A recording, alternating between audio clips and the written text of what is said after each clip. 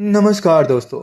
एक बार फिर से स्वागत है आपका हमारे हॉरर पॉडकास्ट शो में, जहां पर हम लोग सुनते हैं एक से बढ़कर एक बेहतरीन कहानियां।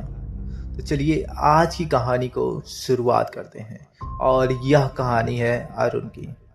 तो देर ना करते हुए चलिए कहानी की शुरुआत करते हैं। अरुण गांव का एक साधारण और शांत स्वभाव का युवक था। पहली बार अपने घर से दूर शहर में नौकरी करने आया था। वह अपने परिवार का इकलौता बेटा था और उसकी माँ ने उसे बड़े जतन से पाला था। उसके पिता एक किसान थे जो गांव की सीमित आय से घर का गुजारा करते थे। अरुण पढ़ाई में हमेशा से होशियार था और उसकी मेहनत रंग लाई थी। उसे शहर की एक बड़ी कंपनी में नौकरी मिल गई थी। शहर पहुंचने के बाद उसने एक छोटे से किराए के घर में रहना शुरू किया। यह घर पुराने जमाने का बना हुआ था, जिसमें लकड़ी की खिड़कियां और एक छोटा सा आंगन था। चारों ओर ऊंची ऊंची इमारतें थीं, लेकिन इस घर का अकेलापन अरुण को कभी कभी परेशान करता था। पहले दिन जब अरुण ऑफिस गया तो उसे महसूस किया कि शहर की भाग दौड़ बड़ी जिंदगी उसके गांव की शांत जिंदगी से बिल्कुल अलग है। ऑफिस में काम काफ़ी था, लेकिन वह खुश था कि उसे एक अच्छा अवसर मिला है। उसका ऑफिस शाम को ठीक 6 बजे बंद हो जाता था और वह पास की एक बस स्टॉप से बस पकड़कर अपने घर वापस लौट जाता था। शाम का समय होता है जब अरुण ऑफिस से निकलता। सड़क धीरे धीरे खाली होने लगती थी। ऑफिस से बस स्टॉप तक का रास्ता करीब 10 मिनट का था। इस दौरान वह अक्सर शहर की तेज रोशनी और भीड़ भाड़ को देखता। बस स्टॉप पर पहुंचने के बाद वह एक पुरानी सी बस का इंतजार करता। यह बस शहर के भीतरी इलाकों से होते हुए उसके किराए के घर के पास जाती थी। उस बस में ज़्यादा भीड़ भाड़ नहीं होती थी। लोग ज़्यादातर अपने काम पर से लौट चुके होते थे, इसलिए अरुण को हमेशा अपनी पसंदीदा खिड़की वाली सीट मिल जाती थी। खिड़की से बाहर देखते हुए वह अपनी रोज की थकान भूल जाता। शहर के अजनबी माहौल में यह सफ़र उसके लिए एक राहत की तरह था। बस की खिड़की से शहर की चकाचौंध वाली रोशनी और सड़कों पर दौड़ते वाहनों को देखता उसे बहुत अच्छा लगता। कभी कभी वह सोचता कि क्या यह उसकी किस्मत है या फिर उसे अपने गांव लौट जाना चाहिए। शुरुआती दिनों में अरुण खुद को काफ़ी अकेला महसूस करता था। ऑफिस में काम के बाद घर लौटने पर उसे किसी से बात करने का मौका नहीं मिलता। उसकी माँ रोज रात को उसे फ़ोन करती और पूछती, बेटा खाना खा लिया, सब ठीक है ना। अरुण हमेशा यही कहता, हाँ माँ सब ठीक है, मेरी चिंता आप मत करो। हालांकि सच्चाई यह थी कि उसे अपने घर की याद आती थी। गांव की ताज़ी हवा, दोस्तों के साथ बिताए गए पल और उसकी माँ का प्यार, ये सब उसे बहुत याद आता था। धीरे धीरे अरुण को शहर की आदत होने लगी। ऑफिस में सहकर्मियों से बात करना और बस में सफ़र करना उसकी दिनचर्या का हिस्सा बन गई थी। उसे अब शहर के लोगों और उनके तौर तरीकों की समझ आने लगी थी। बस में सफ़र करते हुए वह अक्सर अकेले खिड़की से बाहर झांकता रहता। हर दिन उसे वही रास्ते, वही इमारतें, वही मोड़ दिखाई देते। यह सफ़र कभी कभी उसे उबाऊ लगता, लेकिन यही सफ़र उसके दिन का एकमात्र शांति का समय था जो उसे बहुत सुकून देता था। एक दिन जब बस से लौट रहा था अरुण, उसे महसूस हुआ कि बस में उसके अलावा सिर्फ 2-3 लोग ही थे। चारों ओर सन्नाटा था। उस सन्नाटे में बस के पहियों की आवाज़ और खिड़की से बाहर बहती ठंडी हवा का शोर साफ सुनाई दे रहा था। उसने खिड़की से बाहर झांका। दूर दूर तक अंधेरा फैला हुआ था। सड़क की पत्तियां धीमी रोशनी में जल रही थीं। अचानक उसे ऐसा लगा जैसे उसे कोई देख रहा हो। अरुण ने अपने चारों ओर देखा, लेकिन बस में सब कुछ सामान्य था। वह इसे अपनी थकान का नतीजा समझकर अनदेखा कर जाता है। हालांकि उस दिन के बाद से उसे हर शाम अजीब सा महसूस होने लगा। बस में सफ़र करते समय उसे ऐसा लगता जैसे कोई उसके आस-पास मौजूद है। वह बार बार पीछे मुड़कर देखता, लेकिन हर बार बस की खाली सीटें ही नजर आती। अरुण ने सोचा, शायद यह मेरा वहम होगा, शहर में नया हूँ इसलिए ऐसा लग रहा होगा। लेकिन वह बात महसूस कर रहा था कि वह बहुत ही भयानक कुछ अजीब सा था। इधर अरुण की जिंदगी धीरे धीरे अपनी रफ्तार पकड़ रही थी। हर शाम ऑफिस खत्म होने के बाद बस स्टॉप पर इंतजार करना और फिर उस पुरानी बस से घर लौटकर अपनी दिनचर्या पूरी करना। लेकिन उस दिन शाम कुछ अलग ही होती है। बस के दरवाजे पर चढ़ते ही अरुण ने देखा कि पीछे की सीट पर एक लड़का पहले से ही बैठा हुआ है। वह लगभग अरुण की ही हम उम्र का लग रहा था, लेकिन उसके हाव भाव और पहनावे से अजीब सा रहस्य छिपा हुआ लग रहा था। वह साधारण कपड़ों में था, सफ़ेद शर्ट और काली पतलून, लेकिन उसके बाल बेतरतीब थे और उसकी आंखें बेहद गहरी और स्थिर थी, मानो किसी को ध्यान से परख रही हो। अरुण ने सोचा, इससे पहले तो कभी मैंने उसे नहीं देखा, शायद यह नया यात्री होगा। अरुण अपनी खिड़की वाली सीट पर जाकर बैठ गया। बस धीरे धीरे चलने लगी। खिड़की से बाहर झांकते हुए अरुण शहर की रोशनी और हलचल में खोया हुआ था। तभी पीछे से एक आवाज आई, तुम यहाँ नए हो, सही कहा ना? अरुण ने चौंक कर पीछे देखा। वही लड़का उसे देख रहा था। उसकी आवाज में एक अजीब सी शांति और आत्मविश्वास था। अरुण ने मुस्कुराते हुए जवाब दिया, हाँ, मैं कुछ महीने पहले ही यहाँ आया हूँ। वह लड़का भी अब मुस्कुराते हुए बोला, मैं विनय हूँ, इस बस में रोज सफ़र करता हूँ। तुम कहाँ रहते हो? अरुण ने उसे अपना पता बताया और पूछा, तुम क्या करते हो? विनय ने हल्की हंसी के साथ कहा, कुछ खास नहीं, मैं यहाँ वहाँ घूमता हूँ। बस यूं समझो, मुझे सफ़र करना बहुत पसंद है। विनय की बातें साधारण थी, लेकिन उसकी मुस्कान में कुछ ऐसा था जो अरुण को असहज कर रहा था। फिर भी अरुण ने यह सोचकर बात जारी रखी कि शायद यह उसकी गलत फहमी हो सकती है।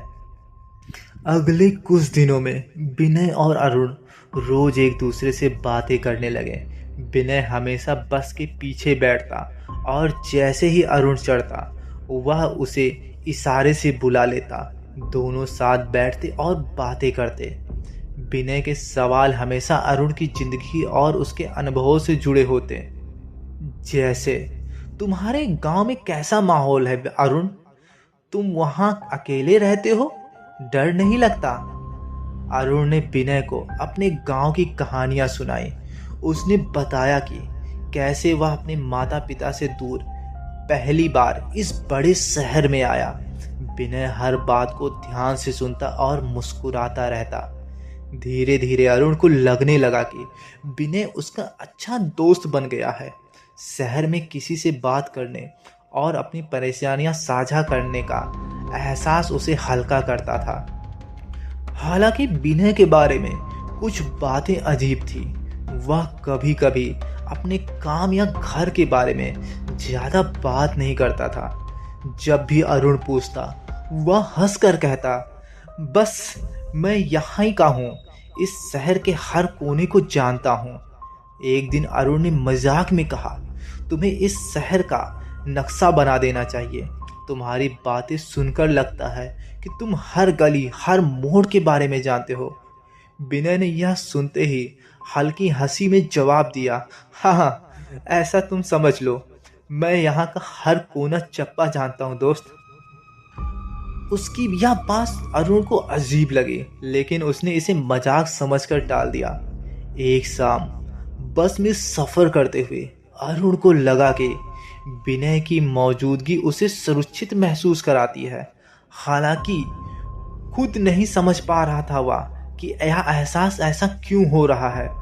जब भी विनय उसके पास बैठता, अरुण को लगता कि कोई अदृश्य शक्ति उसे किसी खतरे से बचा रही है। लेकिन यह सुरक्षा का एहसास हमेशा अस्थायी नहीं रहता।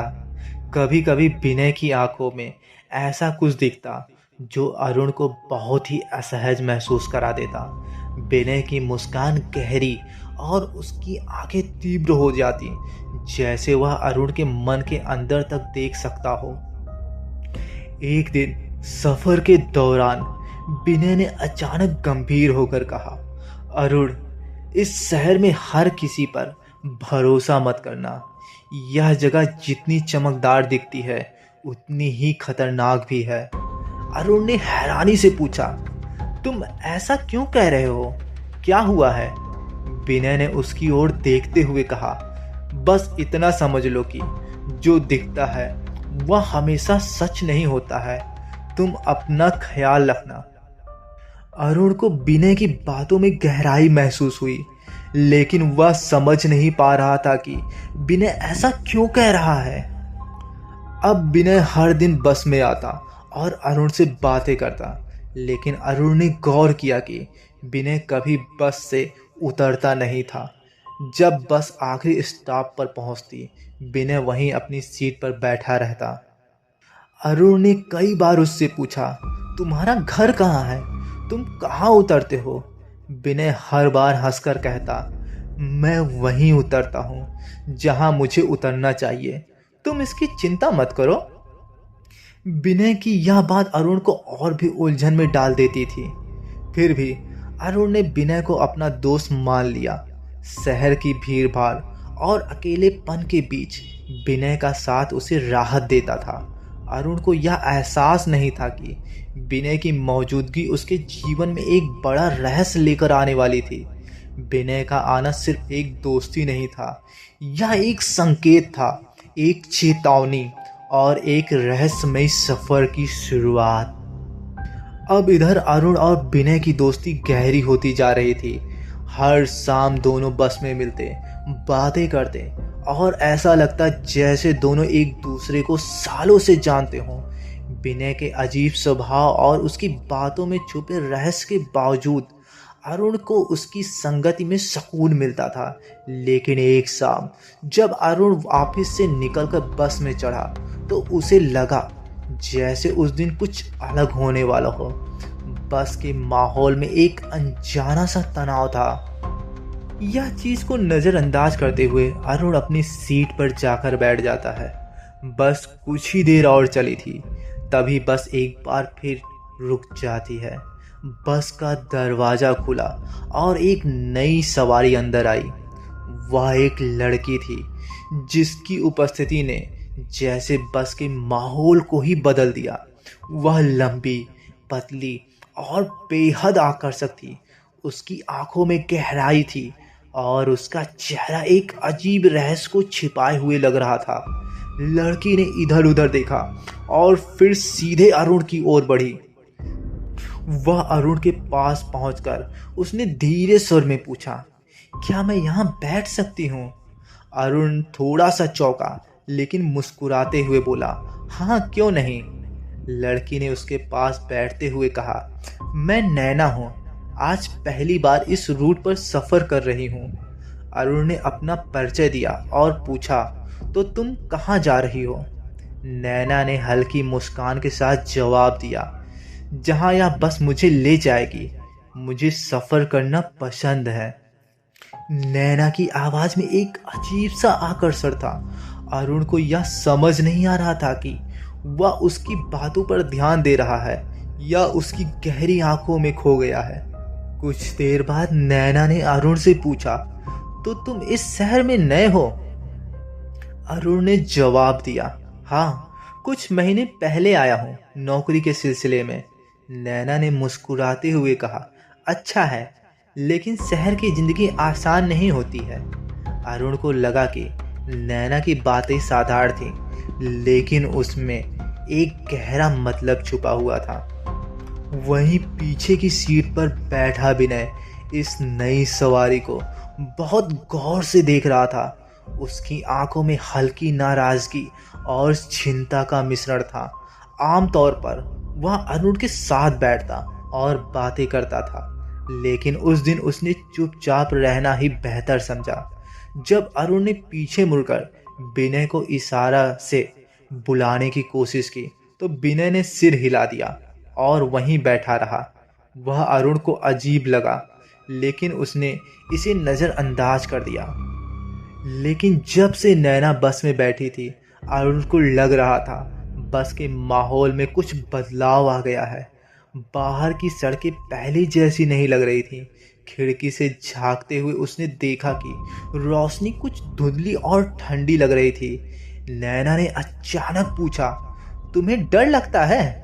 अरुण ने हैरानी से उसकी ओर देखा। डर? नहीं, क्यों? ऐसा क्यों पूछ रही हो? नैना ने उसकी ओर देखते हुए कहा, बस यूं ही। कभी कभी डर हमारे आसपास होता है और हमें पता ही नहीं चलता है। उसकी बातों ने अरुण को असहज कर दिया। उसे समझ नहीं आ रहा था कि वह मजाक कर या किसी गहरे सच की ओर इशारा कर रही है। अगले दिन सुबह जब अरुण बस पे चढ़ा, तो उसने देखा कि विनय का चेहरा गंभीर था और उसने अरुण से बिना किसी भूमिका के कहा, तुझे उस लड़की से दूर रहना चाहिए। अरुण ने हैरानी से पूछा, कौन लड़की? नैना? हाँ, अरुण ने ऐसा कहा। फिर विनय ने कहा, मैं नहीं जानता कि वह कौन है, लेकिन उसके आसपास कुछ ठीक नहीं है। तुमने महसूस किया होगा, उसके आते ही सब कुछ बदल गया है। बस का माहौल, तुम्हारा मन और सब कुछ। अरुण ने विनय की बातों को हंसी में टाल दिया। तुम ज्यादा सोच रहे हो, वह सिर्फ एक साधारण लड़की है। विनय ने गहरी सांसें लेते हुए कहा, अरुण, इस शहर में सब कुछ साधारण नहीं होता। जो दिखता है वह हमेशा सच नहीं होता। इधर नैना अब हर शाम बस में चढ़ने लगी। उसकी उपस्थिति ने अरुण को उसके प्रति आकर्षित कर दिया था, लेकिन उसके साथ समय बिताने के बाद अरुण को महसूस होने लगा था कि नैना के व्यवहार में कुछ अजीब है। वह बातें करते करते अचानक चुप हो जाती और खिड़की के बाहर देखती रहती। कभी कभी वह ऐसी बातें करती जो अरुण की समझ से परे थी। तो दोस्तों, इस कहानी को आगे जानने के लिए आपको मेरे नेक्स्ट एपिसोड का इंतज़ार करना होगा और जानते हैं कि अगली बार अरुण के साथ क्या होता है, कौन होती है नैना, कौन होता है विनय। ये कई राज अभी भी खुलने बाकी हैं। साथ ही क्या होता है अब इस कहानी के बाद, ऐसे कई भयानक और रहस्यमयी बातें हैं जो आपको अगली कहानी में सुनने को मिलेगी। फिलहाल पूरा वीडियो देखने के लिए आप लोग का बहुत बहुत धन्यवाद। और अगर वीडियो पसंद आए तो लाइक करना मत भूलें और कमेंट बॉक्स में मुझे ज़रूर बताएं आप मेरे वीडियो को किस सिटी से देख रहे हैं। चलिए मिलते हैं नेक्स्ट पार्ट में इसके साथ। तब तक के लिए बाय बाय।